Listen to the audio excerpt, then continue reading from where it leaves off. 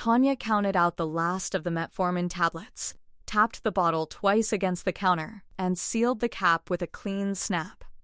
6:17 in the morning. The fluorescent lights at Brightwater Logistics had been flickering for 3 days, and the maintenance request she'd filed had disappeared into whatever void those requests went to. But she'd learned to work under the strobe without flinching. You adapted. You kept moving. She pulled up the next prescription in the queue and typed without looking at her fingers. Patrice Okonkwo had hired her 4 years ago with exactly one question. Can you close? Tanya had said yes, and she'd meant it in every sense Patrice intended. She could close the pharmacy, close a difficult customer interaction, close a gap in the schedule when someone called in sick. She'd been closing gaps her whole adult life. The second job, overnight inventory at a medical supply warehouse 3 nights a week, had been her own idea, not Derek's, not anyone else's. The mortgage on the house in the South Hill neighborhood of Spokane was in her name. The equity was building. That was the plan, and the plan was working. She initialed the log, stacked the completed orders in their labeled bins, and started on the next batch before the first customers of the day had even pulled into the parking lot. By 8:45, she'd counseled a diabetic man on his new insulin regimen, caught a dangerous interaction between 2 prescriptions a doctor had written without checking the patient's file, called the doctor's office to correct it, and restocked an entire shelf of over-the-counter antihistamines that had somehow been arranged in the wrong order.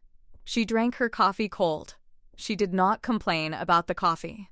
Patrice came by at 9 with the quarterly inventory report and set it on the corner of the counter with a single raised eyebrow that meant, "When you have a minute."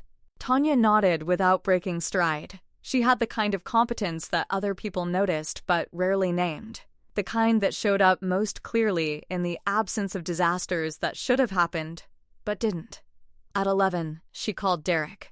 He picked up on the second ring, which still made something warm happen in her chest even after 5 years. She couldn't explain it. She didn't try. "I'm going to be late tonight," she said. "Patrice needs me to stay through the shift change." "Okay," Derek said. "I'll cook. You don't have to." Tanya, his voice had that quiet note in it, the one that meant he was smiling. "I'll cook." She hung up and returned to the queue. The woman behind her in line had 3 children with her and was arguing quietly with the automated insurance system on her phone. Tanya solved the insurance problem without being asked. Derek had been the person she'd stopped expecting to find. She'd been careful about that, about expectations, for most of her 20s. She'd watched too many people build their financial lives around partners who didn't hold up their end, and she'd decided early that she would be her own foundation. Derek had seemed to understand that without needing it explained. He was low drama, competent in his own way, reliably present. He fixed things around the house. He remembered details she mentioned once and never brought up again. He had, for the first 3 years of their marriage, contributed his share to the household expenses without issue. The debt problem had started about 18 months ago. He'd explained it calmly, a combination of credit card balances and a personal loan he'd taken out before they met. Things that had compounded quietly and then become impossible to ignore. He'd shown her the statements. She'd looked at the numbers. They'd agreed that he would direct his income toward paying it down, and she would cover the mortgage and utilities in the meantime. It was a short-term adjustment. He'd be clear of it within the year, he said. Then they'd rebalance. She'd picked up the warehouse job the following week. She didn't resent it. That wasn't how she was built. She looked at a problem and she found the next step, and the next step had been the warehouse. The shifts were brutal. 3 nights a week, midnight to 6, then straight to Brightwater for the morning. But she ran the numbers and the numbers worked, and that was enough. The South Hill house was worth doing hard things for. Derek was worth doing hard things for. At 4 in the afternoon, she handed off to the next pharmacist, drove home on the I-90 with the windows cracked and the radio on something she wasn't really listening to. and pulled into the driveway to find Derek's car already there. The front door opened before she reached it. He was holding a dish towel, which meant he'd actually been cooking and not just planning to. He looked the way he always looked, steady, like he wasn't going anywhere, and he stepped aside to let her in with a hand briefly at her lower back. "Pasta," he said. "From scratch?" "Sauce from scratch. Pasta from the box. I'm not insane." She laughed. She set her bag down on the bench by the door and followed him into the kitchen, where the whole house smelled like garlic and tomatoes and something herbed that she couldn't immediately identify. The table was set. Not elaborately, just the two of them, 2 plates, the candle they'd bought at a farmer's market 2 summers ago and only occasionally remembered to use. She washed her hands at the kitchen sink and watched him stir without turning around. "How was it?" he asked. "Caught a bad interaction this morning. Some doctor trying to prescribe naproxen to a patient on blood thinners. Caught it, though. Caught it." He nodded like that was exactly what he'd expected, like he'd never had any doubt. They ate at the table with the candle lit and the late afternoon light coming in sideways through the kitchen window. Derek asked about Patrice's new scheduling system, which he remembered she'd mentioned 3 weeks ago. He refilled her water without being asked. He told a moderately funny story about a server crash at work and did not embellish it past the point where it was true. Tanya finished her pasta and looked across the table at her husband. The mortgage payment was coming out Thursday. She had a warehouse shift Wednesday night, then straight to Brightwater, then a full day. The flickering lights still hadn't been fixed. The quarterly inventory report was waiting on the counter of her mind for the moment she had space to open it. Everything was hard in the specific, manageable way she'd arranged her life to be. She picked up her glass and Derek picked up his, and they didn't make a toast because they were past the age of making toasts over dinner at home, and the candle burned between them, and nothing in that moment looked like anything other than what it was supposed to be. Tanya pushed through the front door at 11:47 p.m., still in her warehouse clothes. Black pants and the Brightwater polo she'd changed into 6 hours ago. The house was dark, except for the kitchen light spilling into the hallway. Derek's car had been in the drive when she pulled in. She set her bag on the entryway table and waited for the smell of him, the cologne he wore on Fridays, or coffee if he'd been up late. Nothing. The kitchen was clean. Pasta pot rinsed and stacked in the drain rack. The candle from dinner had burned down to a thumb of wax. The living room was empty. Derek wasn't on the couch where he sometimes fell asleep watching basketball highlights on his phone. Tanya climbed the stairs. The bedroom door was open enough to see him asleep in his clothes, jeans and a gray hoodie, on top of the comforter. The bedside lamp cast his face in sharp relief, jaw slack, one arm bent at an angle that looked uncomfortable. She changed in the dark and got into bed carefully, thinking about the deposit slip in her wallet. $216 from the warehouse. $50 more than last week because of the Wednesday overtime. Thursday was the mortgage. She could make it. The next morning, Derek was already up. She heard the shower running and the clink of his wedding ring against the tile shelf where he always left it, a habit she'd stopped noticing years ago, the way you stop noticing your own breathing. When he came into the kitchen, his hair was wet, and he was wearing a different shirt than he'd had on yesterday. Blue today instead of gray. She'd bought it for him last Christmas. "Hey," he said. He kissed the top of her head, missing her mouth. "I didn't hear you get in. Late shift ran over." She poured coffee into a travel mug. "You were asleep." "Yeah, I tried to wait up." He opened the refrigerator and pulled out the butter, then put it back without using it. "Actually, I wanted to talk to you about something." Tanya's hand stilled on the mug lid. The mortgage. He'd thought of something. A plan. A loan he could take out, maybe from his company. They did that sometimes for its staff. "The thing is, I've been thinking." Derek sat down at the kitchen island. He didn't look at her. I know I haven't been pulling my weight with the bills. And I know you've been working those warehouse nights, and I see how tired you are. She waited. I want to fix it, he said. I'm going to fix it. I just need a little more time. That was all. Not a solution. Just time. Tanya finished screwing the lid onto her mug. We have until Thursday. I know. His fingers drummed once on the granite countertop. I'm working on something. It's going to make a difference. She left for Brightwater at 7:15 a.m. The fluorescent lights in the pharmacy had finally been replaced, and the difference was stark enough to make her eyes water for the first 10 minutes.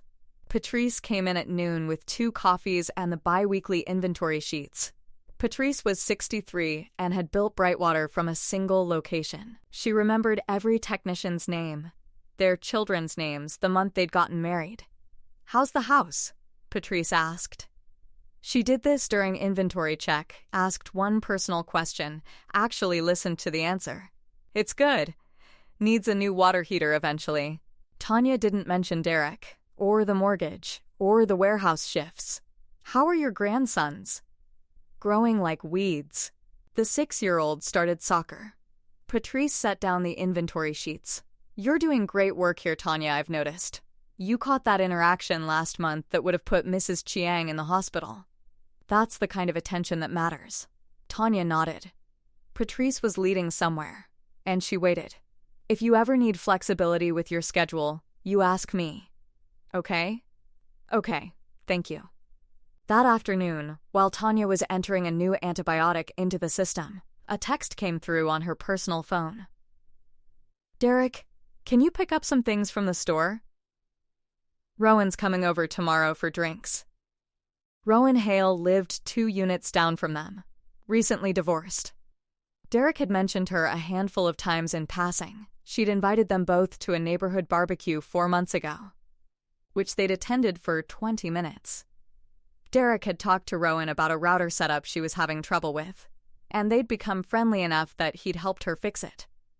Tanya texted back, What do you need? Wine, some cheese. Fancy stuff.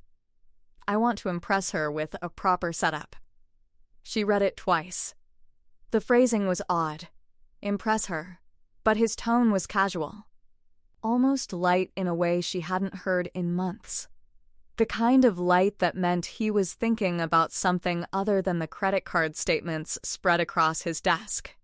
She wrote, Got it. See you tonight. But she didn't go to the store that day.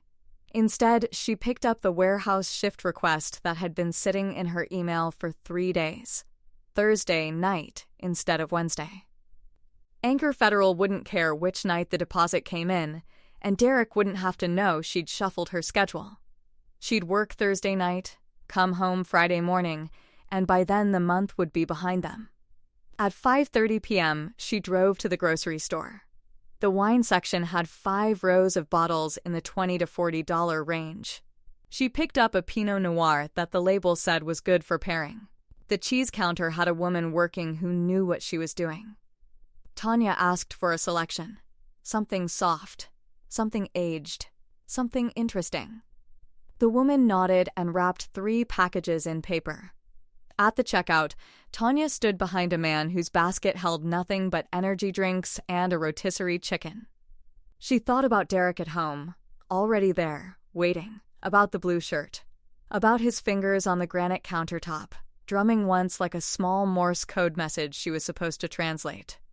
The cashier scanned her items. $43 for wine and cheese. When she got home, Derek was in the kitchen. He'd changed shirts again. Now he wore black, a sweater she didn't remember buying him. Expensive-looking cotton, fitted at the shoulders. His hair was still wet from a shower, or maybe fresh with product. He turned when she came in, and the light caught his face differently than it had this morning. You got it, he said. He moved toward her, reaching for the grocery bag.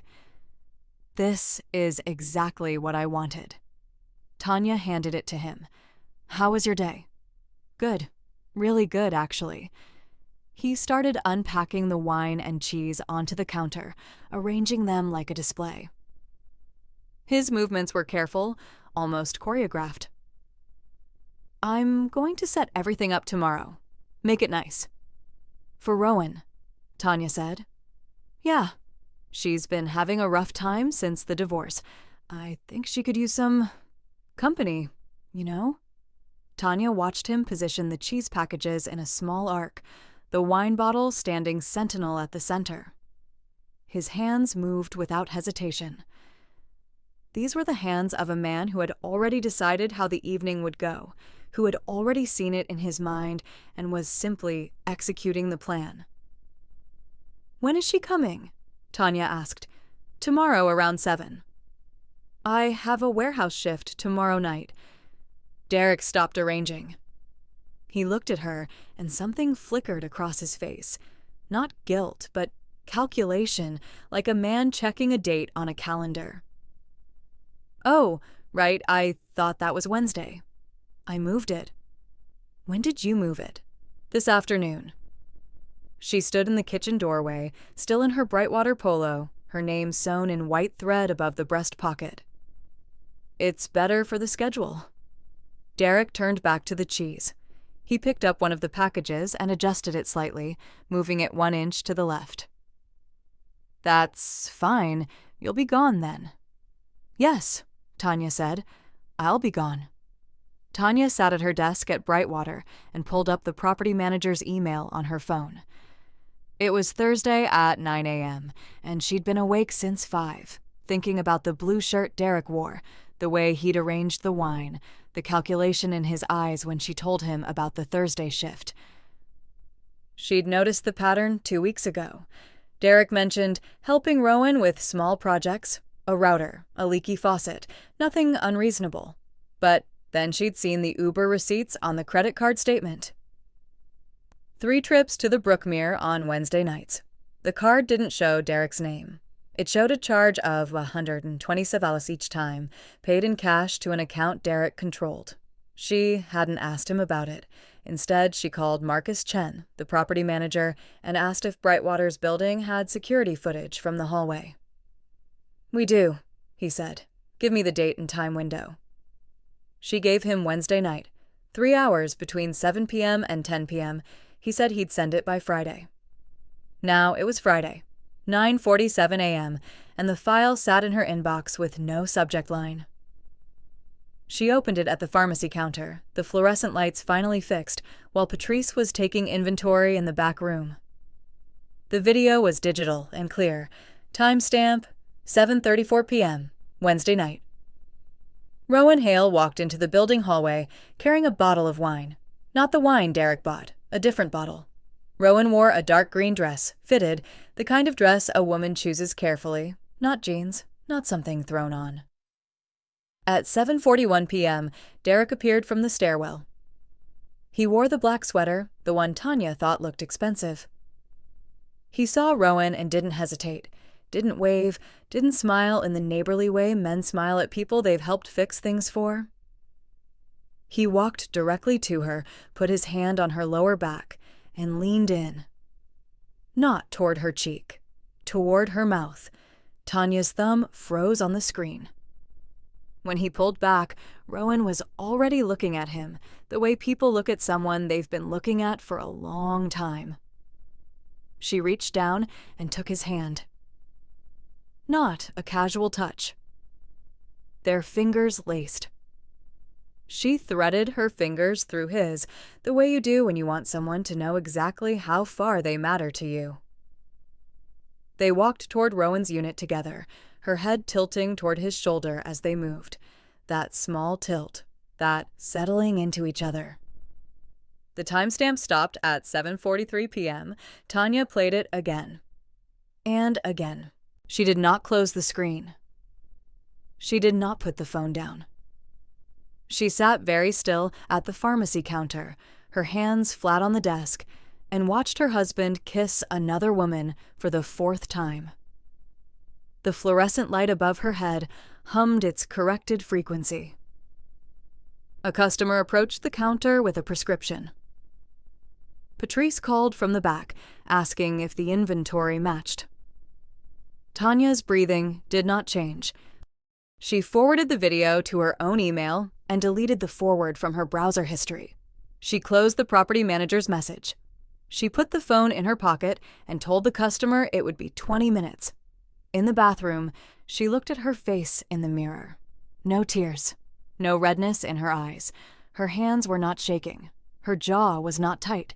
She looked like a woman waiting for a bus.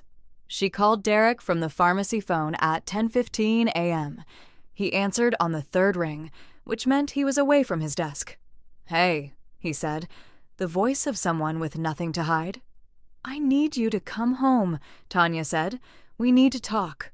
"Is something wrong?" "I'll see you at 6. She hung up. At 4:50 p.m., she pulled into the driveway of the house she owned. The mortgage was paid, the utilities were paid, the lights were paid. She'd done this alone. She walked inside and stood in the kitchen where Derek had arranged the wine and cheese for Rowan Hale. At 5:56 p.m., Derek's car pulled into the drive. He came through the door with the same face he'd worn that morning, open, easy, the face of a man who doesn't know that everything he's built is about to be dismantled. He set his keys on the counter and looked at her. "What's going on?" he asked. Tanya didn't answer. She pulled out her phone, opened the video, and turned the screen toward him. His face changed in the first half-second. Not shock, recognition, the look of a man watching the exact moment his mistake stopped being a secret. The color drained from his face as he watched himself kiss another woman. He watched his hand on Rowan's back. He watched his fingers laced through hers. "Tanya," he started. "Don't," she said. She put the phone down on the counter and turned away from him. He stood there in the kitchen, in the black sweater, in the house she paid for, in the life they'd built together, and said nothing. There was nothing to say. The video had closed every door. She'd already decided by then. She'd decided in the pharmacy, watching him kiss someone else. She'd decided in the car on the drive home. She'd decided standing in this kitchen, looking at the wine glasses he'd used to impress his wife while planning to betray her. She picked up her phone and made a call. "Edmund Falk's office," a woman answered. "I need to speak with someone about a divorce," Tanya said. Tanya called Edmund Falk's office at 10:22 a.m. on Thursday, standing at the pharmacy counter with the video still open in a tab she hadn't closed. She used the pharmacy phone. She gave her name to the receptionist and said she needed an initial consultation, and the receptionist said they had a cancellation at 2 o'clock. Tanya said she'd take it. She hung up and did not move for a moment. Through the window at the back of the counter, she could see Patrice bent over inventory sheets, her reading glasses low on her nose, a pencil moving down a column. The fluorescent light above Tanya's station had been replaced that morning. Maintenance had finally come, and the light was steady and white and ordinary, and she noticed that. And then she went back to work. The consultation lasted 40 minutes. Edmund Falk was 60, compact, with a desk that held 3 stacked files and nothing else. He asked questions and listened. He did not interrupt. When she told him her name was on the mortgage, had been since closing, and that she had documentation showing she'd been the sole contributor to the monthly payment for 18 months, he wrote something on a yellow pad and underlined it twice. When she mentioned the warehouse job, the additional income, the credit card statements she'd already pulled, he stopped writing and looked at her. "How long have you been preparing this?" "I haven't been," she said. "I just kept records." He nodded slowly, the way someone does when they understand that a person has been carrying something for a long time without naming it. "That's the same thing," he said. She drove back to Brightwater with 40 minutes left in her shift and filled 3 prescriptions and caught a dosage error on a refill for a patient on blood thinners and called the prescribing physician's office and had it corrected. Patrice passed her station at 4:30 and said, "Good catch," without looking up from the clipboard she was carrying. Tanya said nothing. She kept her hands on the counter and kept moving. At home that night, she sat at the kitchen table after Derek had gone to bed and opened her laptop. The Pinot Noir she'd bought Wednesday was on the counter, opened, 2/3 gone. She looked at it for a second, and then opened a browser. She pulled up the Anchor Federal account. Her account, always hers. Her name. Her direct deposits. Derek had a separate account he'd set up when they married, and she'd never been on it. And he'd never been on hers. She hadn't thought about that in years. Now it felt like something she'd done correctly, without knowing why. She looked at the mortgage payment history. Every month for 4 years, automatic withdrawal. Her name. She exported the last 24 months as a PDF and saved it to a thumb drive she kept in the bottom of her pharmacy bag under a box of latex gloves. She plugged the thumb drive in and watched the file copy. The icon turned solid. She pulled the drive out and held it in her palm. She thought about the pasta. The candle from the farmer's market. Derek asking about the difficult patient from 3 weeks ago, getting the detail right, waiting for her answer before he spoke. She had thought that was love. She had thought paying attention was the same thing as caring. She sat with that for a long time, very still, and then she closed the laptop. The next morning, Derek came downstairs at 7:15. He was wearing the blue shirt she'd bought him for Christmas, the one that pulled slightly at the shoulders. He looked rested. He poured himself coffee and asked if she wanted any. "I'm fine," she said. He sat across from her with his mug. He talked about a project at work, something with a server migration, a problem he'd solved the day before. She listened. She watched him the way you watch something you know is about to change, not with anger, but with a kind of precision, storing it. He paused in the middle of a sentence. Not long, a half second. The way you pause when something at the edge of your peripheral vision doesn't match the room. "You okay?" he said. "Long week," she said. He nodded. He finished his coffee. He rinsed the mug and set it upside down on the drying rack the way he always did, the handle aligned with the edge of the rack. He kissed her on the top of her head. She did not move. After the door closed, she sat there with both hands flat on the table and looked at the drying rack for a moment. Then she stood up and went to work. Edmund Falk filed the petition Friday afternoon. He called her at Brightwater at 4:45 p.m. and told her it was done. She stepped into the back hallway to take the call, standing between a shelf of inventory and the fire door, and when he said the word filed, she pressed the phone hard against her ear and looked at the ceiling and breathed. "What happens now?" she said. "He gets served. Could be Monday, could be Wednesday. Depends on the processor. After that, 30 days to respond.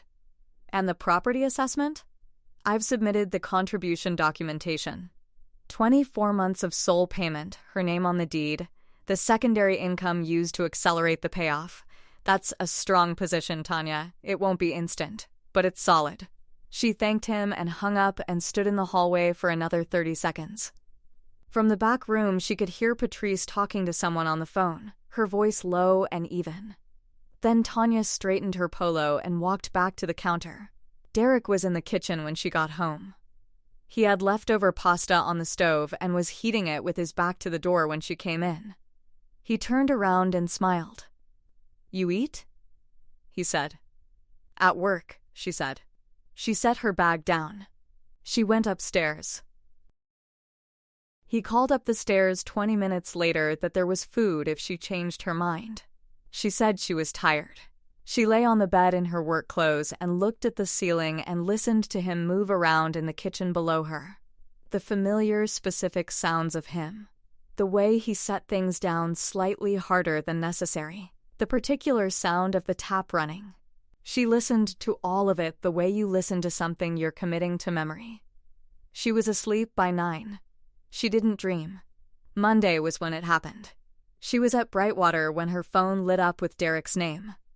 She was in the middle of verifying an insurance rejection on a compound prescription, and she let it go to voicemail. It lit up again 40 seconds later. She let that go too. On the third call, she handed the prescription to the tech beside her and walked to the hallway. "What is this?" he said. Not a question.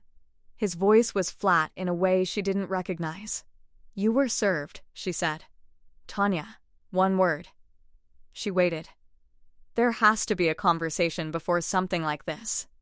"This isn't, you don't just file without. I did though," she said. Silence. She could hear him breathing. "I'm coming to Brightwater." "You're not," she said. "If you come here, I call Marcus and have you removed from the building. Everything else goes through Edmund Falk." Another silence. Longer. "Who is Edmund Falk?" "My attorney." She heard him make a sound that wasn't quite a word. Then he said, "The house." "You can't. The house is marital property. Half is mine." And there it was. She'd been waiting for that sentence without knowing she was waiting for it, and when it came, she felt something that wasn't quite relief and wasn't quite satisfaction. It was more like the sensation of something clicking into place. A tumbler in a lock. "You'll want to talk to your own attorney," she said. "Have him look at the mortgage history." She hung up. He did get an attorney. She learned this from Edmund Falk, who called her Thursday morning with something careful in his voice. Derek's attorney, a man named Croft, had filed a response contesting the property division. The argument was straightforward. Marital asset, 50-50 split, regardless of who made the payments. "How does that work?" she said. "In Washington it can work," Falk said.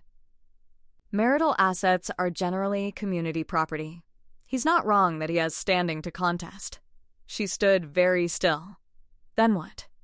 "Here's the thing," Falk said. "He's filing under the assumption that you were both residents of the property for the full period of the mortgage.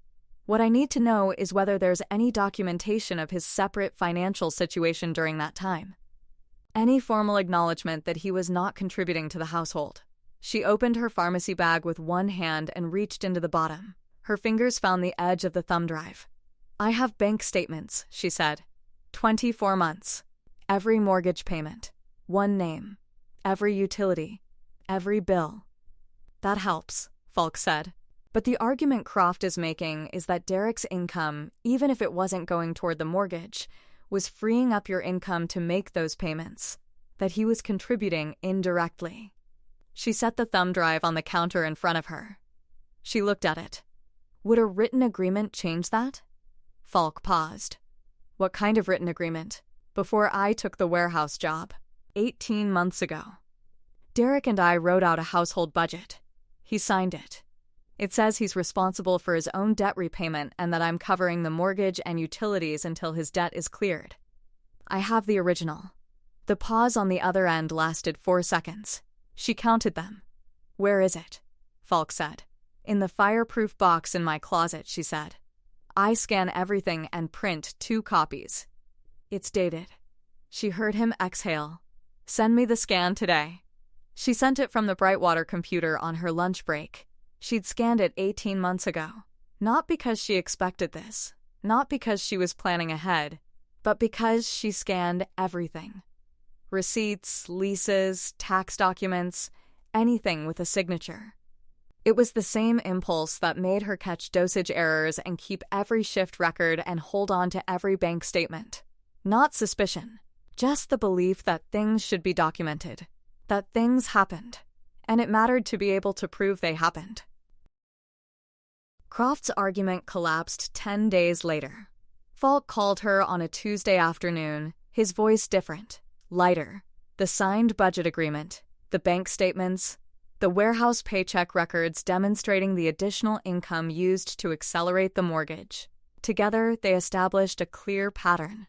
Croft countered twice more, smaller objections that dissolved on contact. Derek's attorney sent a note indicating their client was prepared to accept the division as proposed. She was at the warehouse when Falk told her, standing in an aisle between shelves of boxed equipment under fluorescent lights that were very similar to the lights at Brightwater. in her black pants and her Brightwater polo, holding a clipboard. She lowered the clipboard. "He gets the vehicle and the personal accounts," Falk said. "She retains the property, sole ownership, effective at signing." "When signing?" she said. "We can schedule for Thursday." She thanked him and put her phone in her pocket and stood there in the aisle for a moment with the clipboard at her side. A forklift moved at the far end of the warehouse. Somewhere in the upper shelving, a pallet settled with a low thud. Then she raised the clipboard and kept counting. She didn't know exactly when Derek understood the full shape of it. She suspected it was around the time Croft sent the acceptance note, around the moment his attorney explained, probably carefully and without particular sympathy, that the signed budget document was the problem. That it had effectively functioned as a legal acknowledgement of separate financial responsibility during the period in question, and that contesting it further would cost more than it would yield. She imagined Derek sitting across from Croft in an office she'd never seen, hearing words that turned the last 18 months into a different sequence of events than the one he thought he'd been living. She imagined the moment he understood that he had signed that document, that she had proposed it, and he had signed it. And she had scanned it and printed 2 copies and put one in a fireproof box and the other in a folder labeled household. And that all of that had happened before he ever knocked on Rowan Hale's door. She did not imagine it with any pleasure. She imagined it the way you imagine an accident you weren't there for, knowing the shape of it without seeing it, understanding what it cost without watching it happen. What she thought about was the wine. The $43, the Pinot Noir, the careful arrangement of cheese on the counter, Derek in the expensive black sweater, adjusting the angle of the bottle. The look on his face when she said she'd moved her shift to Thursday. The calculation behind his eyes, gone in a second, replaced by something smooth. He had been running 2 schedules simultaneously. He had thought he knew which one she was on. He had thought Wednesday nights were his, that she would be at the warehouse, that she was predictable and tired and working too hard to notice anything except the next bill, and the next shift, and the next prescription that needed filling. What he hadn't understood, what he had never thought to wonder about, was that a person who catches drug interactions and keeps fireproof records and works a second job in the dark to pay down a mortgage faster is not inattentive. She is paying attention to everything. She has always been paying attention to everything. She just never expected to need to aim it in this direction. She thought about that a lot in the days after Falk's call. Not bitterly. More like turning a stone over in her hand, examining the weight of it. Derek called her the night before signing. It was 9:15. She was at the kitchen table with a cup of tea and the Thursday overnight schedule in front of her, penciling in coverage for a shift she'd been asked to pick up. She looked at his name on the screen. She let it ring. On the 4th ring she picked up. He didn't say anything for a moment. She waited. "You knew," he said finally. She said nothing. "When you called me. When you said come home at 6, you already knew. You had already done all of it." She let the silence sit. "I was going to tell you," he said. His voice had changed. The flatness was gone. There was something underneath it now, something that kept moving around and couldn't settle. "I was working something out. I thought there was time." "There wasn't," she said. "Tanya," he said her name the way he used to say it when he meant something by it. She felt that, felt it land somewhere in her chest and stay there, and she let herself feel it, and did not let it move her. "The house. I didn't think you'd. I know you didn't," she said. Another silence. Long enough that she heard him exhale twice. "Where are you going to go?" she said. He didn't answer right away. She understood then that he didn't know. That Rowan Hale's apartment, 2 units down the hall in the Brookmere complex, had its own shape and its own rules, and that whatever Derek had imagined happening there, he had imagined it at her expense, and that without her expense, the math didn't work out. "I'll figure something out," he said. "Okay," she said.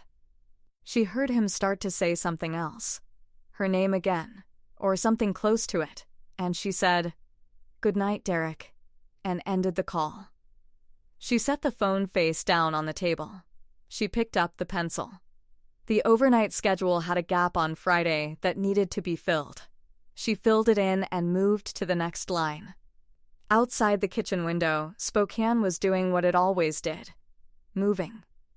Cooling, holding its shape through another evening. The mortgage payment had already been made for the month. The utilities were current. The thumb drive was in her pharmacy bag, and the original document was in the fireproof box, and Thursday was signing day. She finished the schedule. She drank the rest of the tea. She washed the cup, set it upside down on the drying rack, and went to bed. Edmund Falk's office called on a Tuesday morning while Tanya was counting down inventory at the warehouse. The divorce was finalized. No trial needed. Derek signed the settlement papers without amendments. The house remained hers, the mortgage payment remained hers, the credit cards in his name remained his. He moved out on a Friday in March, loading 2 suitcases and a duffel into a silver sedan that pulled into the driveway at noon. Tanya was not home. She had picked up a full shift at Brightwater, the extra hours now purely her own. Patrice did not ask questions. When Tanya requested more regular scheduling, 5 days at the pharmacy, the warehouse only on Saturdays. Patrice printed a new roster without comment and taped it inside the employee break room. The fluorescent lights had stopped flickering. The pharmacy ran clean. The house was different on the nights she came home alone. Not worse. Different. The kitchen tiles where Derek had left his wedding ring were cool under her palm. She threw away the Pinot Noir. The bottle made a sound against the glass bin in the garage, a sound she listened to completely, without thinking of him. At Anchor Federal, she changed the account authorization. Her name had always been the only one on the papers, but she removed his emergency contact, added Patrice's information instead. The young banker behind the window, her name tag read Jessica, asked if there was anything else. Tanya said no. She left with a new debit card and felt nothing heavy about it. The first Wednesday without the warehouse shift, she stood in her kitchen at 6 in the evening. The light was fading gold through the west window. She opened a can of white beans, rinsed them, set them in a pot with water and salt. While they heated, she chopped an onion. Not carefully. Not with ceremony. She stood at the counter and cut it in pieces and let the pieces fall into olive oil she'd poured into a pan. The smell moved through the house. She had not cooked for anyone but herself in longer than she could remember. She ate the beans standing up, standing at the counter with the pot beside her, spoon in hand. They were warm and simple. She finished them. She rinsed the pot and left it in the sink. At Brightwater, a pharmaceutical representative named Michael Grant came in on a Thursday with new samples of a diabetes medication Tanya had asked about. She had written a note to Patrice suggesting they stock it. Better absorption profile. Fewer interactions with common antibiotics. The rep said Patrice was right to listen to her. He looked at her directly when he said it, not past her to Patrice, who was opening boxes in the back. Tanya said thank you. When he left, Patrice emerged and said, "He's going to be back to talk to you about their entire line." Tanya nodded. She felt the weight of capability, the specific and ordinary weight of being trusted at work. She had not seen Derek since the Friday he loaded the sedan. His car never appeared in the driveway. His mother called 3 weeks after he moved out, and Tanya did not answer. She did not listen to the message. At the grocery store, she saw Rowan Hale in the frozen foods aisle. Rowan was alone, reaching for something on the lower shelf. She wore a peacoat, and her hair was longer. She did not look up. Tanya took a different aisle and left the store without finishing her shopping. 2 months after the finalization, Patrice called her into the office and offered her assistant manager position, starting in September. The pay increase was 14%. She would help oversee the pharmacy technicians and manage the inventory system upgrade. Tanya asked for time to think about it. Patrice said, "Don't think too long. You've already decided yes. I can see it." That weekend, Tanya hung 2 photographs in the hallway that had been leaning against the wall in her bedroom for 3 years. One was from a hike in the North Cascades, taken before she met Derek. The other was from the week after her pharmacy licensure exam. Patrice's arm around her shoulder. Both frames were simple wood. Both hung level. When she stepped back, the hallway looked occupied. It looked like someone lived there who had existed before and would continue after. The mortgage payment on Thursday was hers alone, which it had always been. She made the transfer from Anchor Federal without strain. The amount was not smaller, but the feeling of it was lighter. It was maintenance now, not rescue. She would pay this payment, and then the next one, and the next, until the house was absolutely hers, which it already was. Derek's LinkedIn profile changed in April. His job title updated Senior Network Engineer at TechShield Solutions, based in Seattle. She did not click on it. Patrice's daughter mentioned she'd seen him at a coffee shop downtown with a woman Patrice did not recognize. Tanya did not ask for details. The information arrived and departed like weather. One Saturday morning in May, Tanya woke without an alarm and lay in bed until the light moved across the ceiling. She did not think of anything. She listened to birds. She got up slowly and opened the bedroom window all the way, the frame sliding smooth in its track, letting the spring air move through the house. She stood in the doorway and felt it. The air, the light, the ordinary morning. The house that was hers. The day that was hers. The absolute and uncomplicated fact of being alone. She dressed and went downstairs. She made coffee. The kitchen was quiet. The coffee was hot. She held the mug in both hands and drank it standing at the window, watching the street, and felt her own breath move in and out without obstruction. If you made it this far, you already know why this channel exists. See you tomorrow.